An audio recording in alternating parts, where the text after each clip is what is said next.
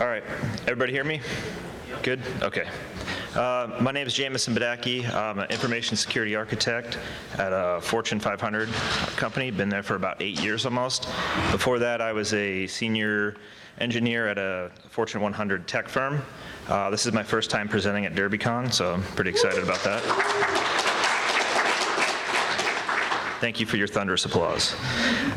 So the main point here is we're going to tell you a little bit about the history of our tabletop exercises, what went well and what didn't. We're also going to share some templates with you to help jumpstart your own tabletop exercises. Yeah, it's a lot. It's a big pain, so it gets a lot of that mumbo jumbo out of the way. Basically, but practicing incident responses, tabletop exercises is kind of all about understanding weaknesses in people, process, and technology, and to help inform and educate other departments, not necessarily in information security. So what is a tabletop exercise? Yeah, that's a lot of words. So what is it really? It's really discussion-based. It's meant to simulate an emergency, helps people understand their roles and responsibilities, test response procedures, also looking to test predefined objectives before you even start. Makes use of realistic content, and it has to be relatively cheap. So what really is a tabletop exercise, kind of based off that long definition? But before we get there, let's talk about a little bit of history. In 2017, the information security team did a group-led tabletop exercise by a large financial services group with other companies in it. It was kind of a one-size-fits-all. It was their first go at it, and it kind of left a little bit to be desired. But the good news is in 2018, we used that as a source of inspiration to create the choose-your-own tabletop exercise model that we're going to talk about. In 2019, we went back to the group-led one, mostly because priorities and work schedules, and it takes a little bit of time to do these. But the group did take a lot of feedback from the various companies, and it was a little bit better. Still wasn't great. It lacked a little bit of personalization, obviously. But as we know, tabletop exercises as a whole were kind of linear, very boring, lacked the substance that kind of makes that you see on a day-to-day basis, and the reality did not really live up to the expectations. So a lot of times we expected to get a unicorn and we ended up getting a donkey. So that's the reason why we decided to make our own. So like the famous philosopher Mike Tyson always says, everybody has a plan until they gets punched in the mouth. This is particularly true is you have to have a plan before you even do anything. And even when you have that plan, in the heat of the moment, it may not go well. But it's more than just a plan, it's a practice. We practice a lot of things in life, whether it be sports, exercise. I'm a volunteer firefighter, so we do a lot of training. When you go to a car accident, you have to have plan A in mind. If that doesn't work, you have to have plan B, C, and D in mind as well. So we do this a lot for various topics, but we don't really do it well and do it enough for incident response. So why is that? Time, various things could come into play, but tabletop exercises are a great way to start that. So like I alluded to earlier, our history in tabletop exercises, not that much. A big group situation, one size fits all, and we felt pretty empty afterwards. But like I said, it did motivate us to do something better for the team and create the Choose Your Own Adventure tabletop. So what are some of the prerequisites before you even start a tabletop exercise? Obviously, you have to have a plan. For us, we have our CSIRT handbook and playbooks. So our handbook is our high-level policy about what the CSIRT team does, how incident response works, and our playbooks are more compasses rather than maps for new team members and individuals on the team to give them an idea of things that they should be doing next. It's not a one-size-fits-all. It's not going to get everything out of the way, but it heads them in the right direction. Your team might know what to do, but it's also important for the team to know what not to do. Lastly is you don't want to panic. Time and time again, people have read the plays, read the playbooks, they understand everything, and when they're in the heat of the moment during an incident, they panic and they start to do things that they think might make sense but may not. So we're a financial services company. We like to root everything in best practices. I like to say we try to make use of other smart people's work, and this is no exception. We found the MITRE Cyber Exercise Playbook by Jason Kick. It's a great short read. It highlights various, 3 different types of exercises you can do. Obviously the tabletop is here, but the other one is a hybrid, which involves live actions, AKA injects. These can be scans, probes, and alerts that go on in the environment. And the most mature is a full live, which is a red team versus blue team situation. But getting back to the tabletop, and what we liked about it was that it's fully scripted and makes use of injects.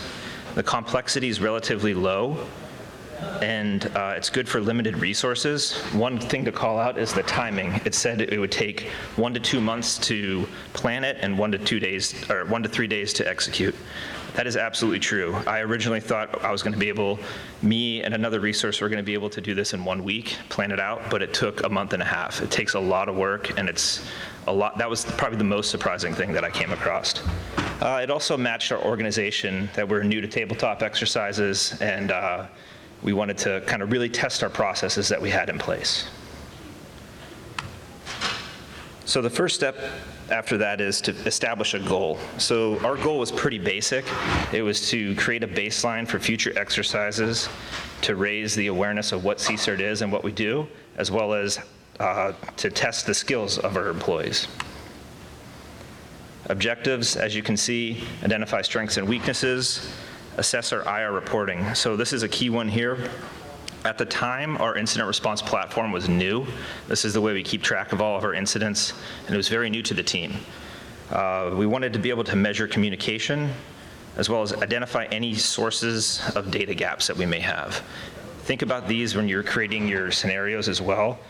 They're called pain points, and if you're picking on a certain area, you may want to think about it and then help bring it to light. And we also wanted to train the effectiveness of our internal training, of how we onboard new employees. Are they understanding how things work? People involved, there's a long list. A couple that I'd like to pick out here is crisis prevention management. That's kind of the notion of partner with somebody in a different area of the company that either has done this before or has a unique perspective. For us, the crisis prevention management team, they do tabletop exercises quite a bit. They're not cybersecurity related, they're more active shooter, bomb threat related, so they have a little bit of experience in this. I would also say to have 3 to 4 scribes during the process, just dedicated scribes. They are there to take notes of things that happen, and that you really got to key them into where the decisions are going to be made, and they can take really good notes, and that helps out quite a bit. Lastly, make sure strategic communications and physical security, in our case, are there, because we decided to pick on them a bit. We had our tabletop involve physical security as well as communications, and ironically enough, we didn't invite anybody from strategic communications until a couple days before the exercise. It's kind of a miss on our side. Lastly, 2 people should run and host the tabletop exercise. So in our situation, it was myself and my colleague. We kind of created the tabletop scenario, so we knew about it, so it would be unfair for us to participate. But these 2 hosts do not participate at all. So when we get into the adventure build-out, there's some main points that we're going to talk about coming up. We're going to talk about those pain points. These really help you make your scenario. The operational environment, these are pretty basic. The room setup, make sure everybody can hear everybody, make sure there's enough seats, make sure everybody sees everything, projectors, things like that. Some of the core ingredients for the tabletop, this is kind of when you get into the PM area and a lot of that mumbo jumbo I was referring to earlier. And then lastly, we created this notion of alternative realities. They were, if you make a good decision, you'll get a hint, or you will be told some information that helps you along in your investigation. Whereas if you make a bad choice, you may cause more work for yourself, and you may not get that hint. So pain points were pretty simple. We wanted to root them in data or facts, so we wanted to use real-world hacks that were going on in the industry or anything. At the time, I believe it was social media takeovers in 2017 of entertainment companies, as well as any previous incidents that may have popped up during the past. For us, it was a production site being affected by an outage. Also, you want to mix in feelings or perceptions. So think business nightmares. What are some of the things that will be very detrimental to your company? For us, it was a new one. It was maybe the news media finds out that the company's been owned. How would we react to that? That made a lot of people pretty squeamish. And lastly, push past the limits of comfort. That's one example, but also incorporate physical security. You may not be getting all the data that you can get, and this would be a good opportunity to highlight that and show, hey, if this data was available, we'd be able to get to the solution quicker. Operational environment, like I alluded to, room layout, play nice with others, follow the rules, do your part. These are some other key aspects that we talked about before we started. We specifically said the incident response platform is operational and ready to use. The team can and should make use of any CSIRT playbooks or handbooks. Normal team facilities are available. This is a very important one too. Questions can be answered of the hosts of the tabletop, but not all questions may be answered. The two of the senior CSIRT resources were offsite at a work event and not easily accessible. You can mix this up however you want. You can say the CISO is not available at the time, so you'll have to operate without them, or the second line manager is not available, so you have to operate without them. And also, most importantly, anyone available can be involved. So you can pick up the phone and call somebody in IT operations if you have a question, and they can help you out. And we actually pre-selected some people and gave them some information just in case if they were to call.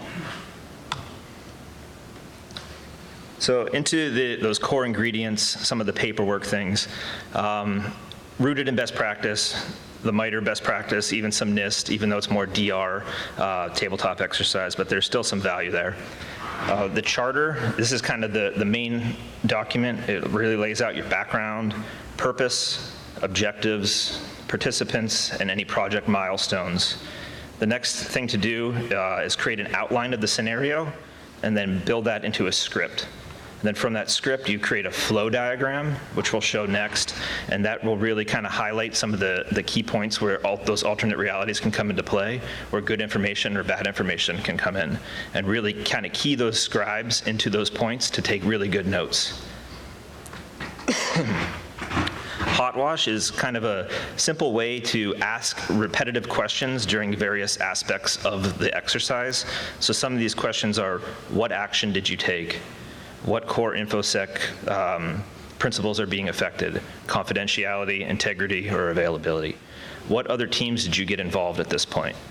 what do you do next? This is a great way to get the thought that's going on and all the people that are participating out and onto paper, and the scribes can really kind of pick up on those too. Lastly is follow-up. So a survey is another good one. If I've learned one thing from taking classes in the volunteer fire department is do a quick survey on paper, 5 questions, 1 open-ended question, and get it to them and collect it before they leave. Don't let them leave until you get that, otherwise you won't get the information. Another good thing is the after-action report. We kind of broke it down as one after-action report for the larger group and a subset for the InfoSec team, as well as any lessons learned. So the lessons learned are really crucial for making yourself better. The other thing that we wanted to try to attempt was create an exercise application, if you will. Nothing crazy, but not PowerPoint. We kind of wanted to really kill the notion of using the PowerPoint because we felt at the time that that's what was driving a lot of the linear thinking that we had. So once again, the alternate realities, good choices lead to bonus, bad choices lead to potentially punishment or more work. Once again, really kind of tell the scribes where these are going to be, and the adventure map that you'll see next will really show those and highlight them and tune them into it. So the adventure map, it's quite simple. Not sure how well you can read it. Once again, this is all part of the template that you'll be able to get, as well as slides if necessary. So you create your outline, you make this flow chart. It's critical to show the points where you anticipate any of those realities and really tune the scribes into. So you can, at the start, you can have your backstory, you can have a typical day. It's 9 o'clock in the morning, an alert comes in, and they take the alert, do something with it, then somebody comes in and says, hey, from the marketing team, there's a real incident going on, I need you to investigate this, and then the question can come up, did they follow the proper chain of command? If they did yes, you can see that it goes up, no, they didn't. And if they did yes, the incident management team would be involved, and this is a way you can bring other teams into it to give a briefing of what they do, what's their role. If they don't, that comes in at the end anyways, and it's known that they missed it, but they still have the chance to give their input to the other team and tell them what's going on. The Adventure app, it's really simple. It's just basic HTML. Super simple, super quick to use. We've actually figured out a way to do this in PowerPoint now too, which kind of defeats the purpose of killing PowerPoint, but I don't, this was easy for me and an intern to get a handle on. As you can see, kind of lay out the day. The day starts, the SOC begins to be stood up, they get a notification, you can make it interactive, you can give them a handout. Here comes the notification, it's, oh look, it's a lot of the things that we see on a day-to-day basis. You can ask some of those hot wash questions, what steps did you take, what are you doing next? Then as the story progresses, you can see the InfoSec team receives notice from a senior marketing specialist, and they begin to investigate the problem. Once again, those hot wash questions come in. What did you do? Who are you getting involved? What are you going to do next? During that questioning, they said, well, it looks like this is a potential incident, so we're going to follow the chain of command, which is a really basic thing in the high-level policy. You get the question, did they follow the proper chain of command? And it was turns out to be a yes. The story progresses even further, and the CEO and CIO are walking, and the news crew ambushes them and asks them about the recent cyber attack and asks if any customer information has been affected. So since they did choose the proper chain of command, the CEO and CIO knew about it and say, no comment, which ironically is exactly what you're not supposed to do, according to our marketing team. And we're like, what do you mean? That's exactly what I do. And they said, no, you're supposed to say, please contact so-and-so at the marketing part in the corporation. And we were like, we didn't know that. And they said, well, it's on our internal website, and it's the #1 story right now. And we're like, oh, okay, good to know. So don't pretend like you know everything, because you definitely don't. So the good piece of information that came along with this too is you didn't get a negative reaction, a call from the CEO, CIO yelling at you, but you also find out that Facebook and Twitter have been compromised. Instagram is okay, and the reason Instagram is okay is because of two-factor authentication was enabled. If they didn't follow the proper chain of command, they wouldn't have got the bonus. The bonus is that third line there. It's a hint for at the end. Once again, what would you do with this information? So during this result, how did the team do? We did a pretty good job of identifying some strengths and weaknesses. We did not use the incident response platform, so that was kind of a miss. It was a brand new tool for the team and may not have thought of it. We didn't do a great job of measuring communication. There's various anecdotes for that as well. But we did do a good job in finding some identifying data gaps that we have, and we did test our training effectiveness quite a bit. So some of the outputs that will be available within the templates are a sign-in form, detailed notes. This is a really good way for the scribes to make use of things. A sample survey, ad hoc feedback is another thing that we got from it. So a great example is from the marketing team. They said, hey, that would never have happened, and the after-action report. Some of the lessons learned, it's a lot of work, so plan for it. Even in a tabletop, it says it's going to take 1 to 2 months, and it will to plan it. Learn from all the other individuals involved, AKA the teams that you pick to partner with, crisis prevention management, and even marketing. So a miss on my part was that we didn't involve them quick enough, and we could have had much more valuable information from them. Vet with a trusted source, once again. Use somebody in the organization that has done this before or knows a little bit more about it. It doesn't have to have anything to do with cybersecurity either. Lastly, build the story all the way through recovery, because we kind of went through and we got everything remediated, and then we just kind of stopped the exercise. We didn't go through of how are you going to recover the system, or how are you going to recover the social media accounts. So we kind of fell short on that. Future stuff, we want to do more with this style. We want to improve and get more to a hybrid model, do more live injects, make better use of our tools, obviously. And then have a notion of a surprise tabletop. So maybe have a set week or set month time period and give one person the ability to push the button to say that, hey, the tabletop is live now, rather than it being an invite on a calendar and it can be well planned.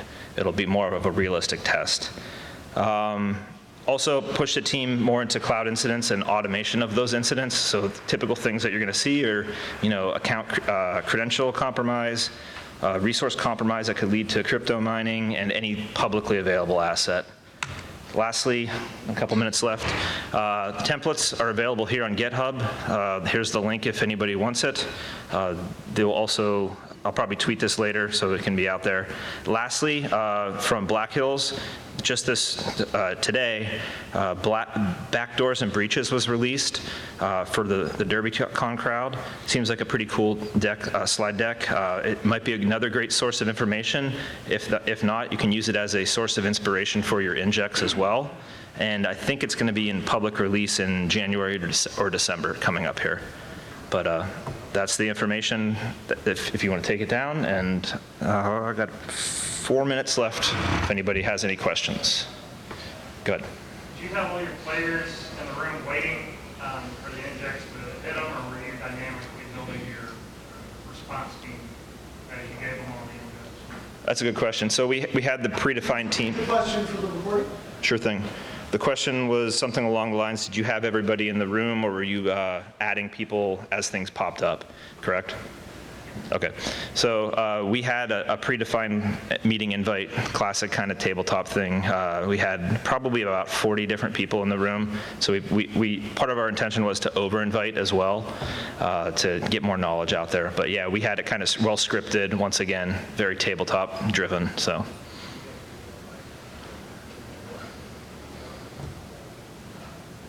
All right, thank you. Oh, one more question. 40 people is a lot for one room. Was it a huge table? Was it like this? I mean, how would you manage 40 people doing this in one room? Okay, so the question was, how did you manage 40 people in one room?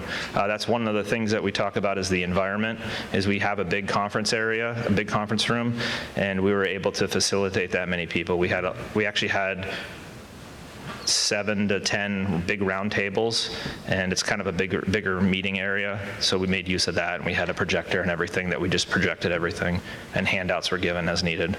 So that's another thing to think about is the list is going to grow. We originally started with maybe 30, maybe 25 to 30, and then it grew to 40 plus because people would invite people. So you have to take into account for that as well.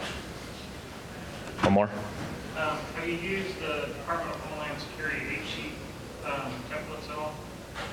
The question was, have you used the Department of Homeland Security's templates at all? We did look at those to begin with. They were also kind of looked at, but we kind of wanted to create something that was more true to us. They're also a great resource as well to use.